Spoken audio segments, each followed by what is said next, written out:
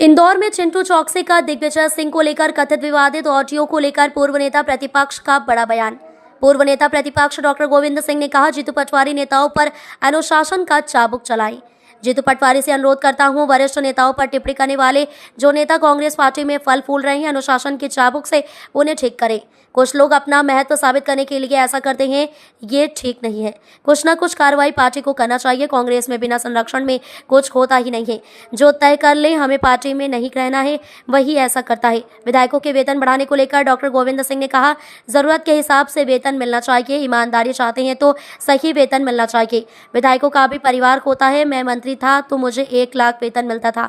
मेरे निज सहायक को 3 लाख सैलरी मिलती थी। मकान, बिजली, पानी सबका पैसा कटता है। प्राइमरी टीचर को 84,000 मिलते हैं।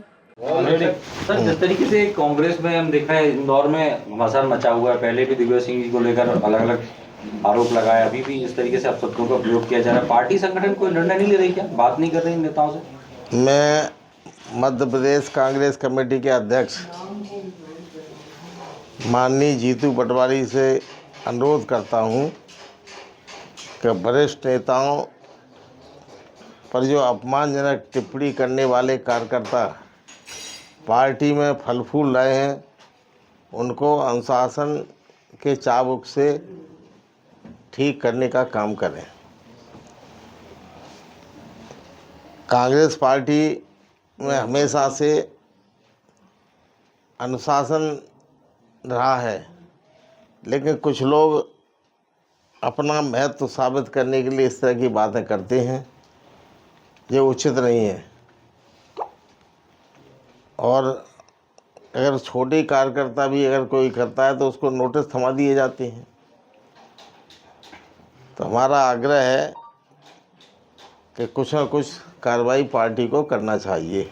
क्या लगता है चिंटू चौकसी को कोई ऐसा संरक्षण है, क्योंकि दूसरा मौका है, पहले भी इस प्रकार से घटनाक्रम हुआ और दोबारा हो रहा है? कांग्रेस में बिना संरक्षण तो कुछ होता ही नहीं है। इतनी हिम्मत करना बड़ा दिल की बात होती है। जिसको तय कर ले कि हमें पार्टी में रहने नहीं, वही व्यक्ति ऐसी बातें करता है। तो संरक्षण होता है या नहीं हो तो कहीं ना कहीं से, या फिर चिंटू चौकसी जी ने तय कर लिया हो कि हमें इस तरह की बात करके पूरे प्रदेश में हम अपना नाम रोशन करना चाहते हैं, तो उनका व्यक्तिगत सोच है जी। अरुण यादव, हवाला देखकर केंद्र सरकार, केंद्रीय भारतीय जो खाद्य नागरिक आपूर्ति है, उससे अपील की गई कि जो किसानों का गेहूं और धान है वह डायरेक्ट केंद्र सरकार खरीद करे। और यहाँ दूसरी तरफ विधायकों की सैलरी बढ़ाने की बात की जा रही है। भत्ते कुछ ऐसे दिए जा रहे हैं विधायकों को जो कि किसी काम के नहीं, जैसे टेलीफोन भत्ता 10,000 रुपये दिया जाता है, वो किसी काम का नहीं। अब कहाँ 10,000 रुपये खर्च होता महीने में?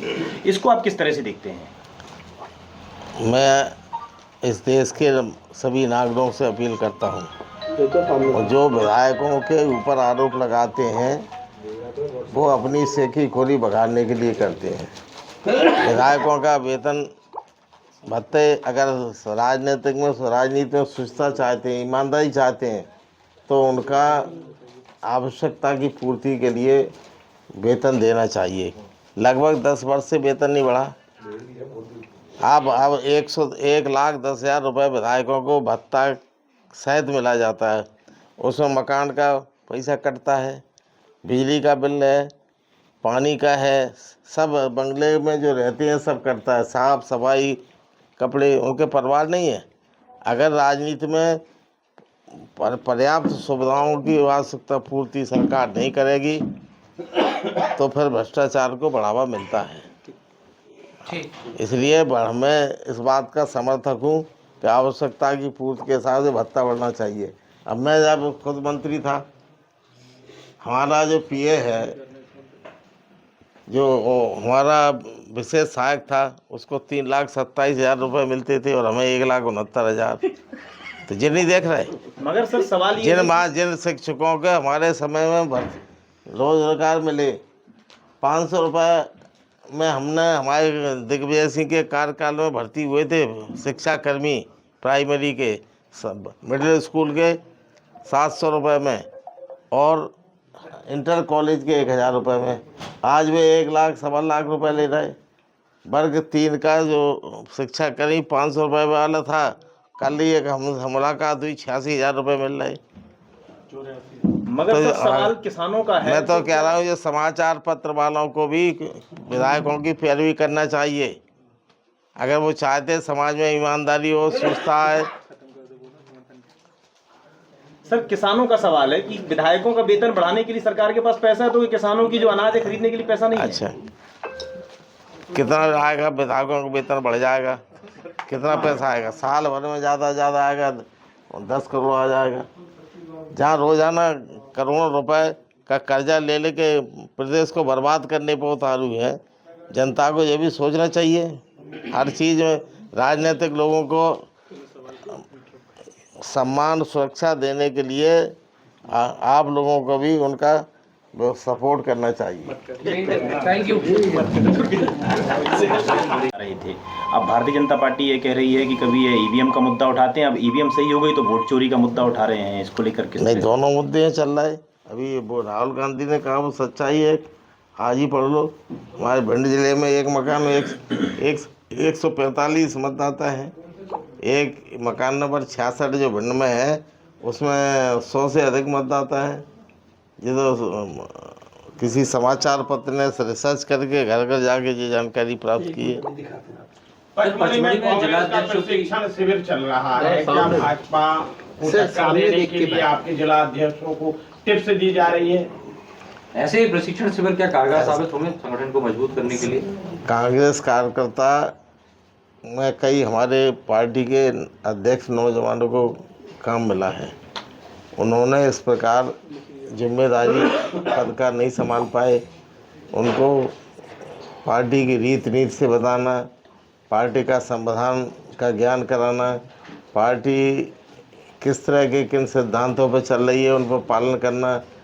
किसी कार्यकर्ता को किसी की नकल करके, भारतीय जनता पार्टी की नकल के आधार पर कहीं कुछ ऐसी कार्रवाई नहीं करना जो भाजपा की उससे मेल खाती हो।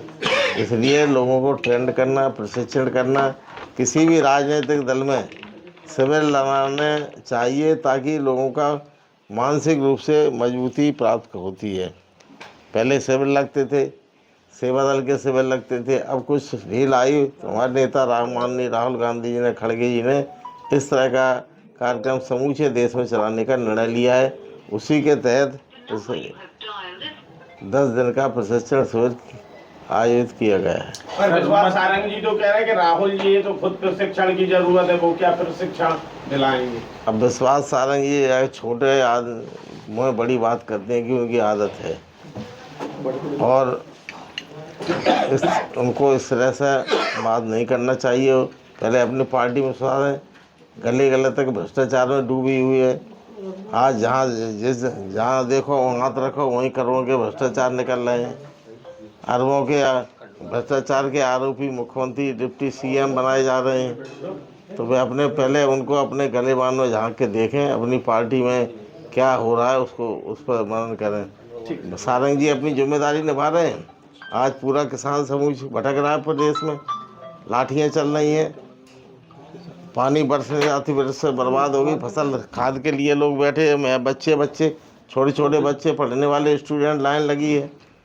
तो विश्वास सारंग को अपनी जिम्मेदारी, जिस पद में तो बैठे हो, जिस पद पर सम्मानित पद मिला है आपको मंत्रिमंडल का, विभाग का, विभाग देखना काम करें। सर मध्य प्रदेश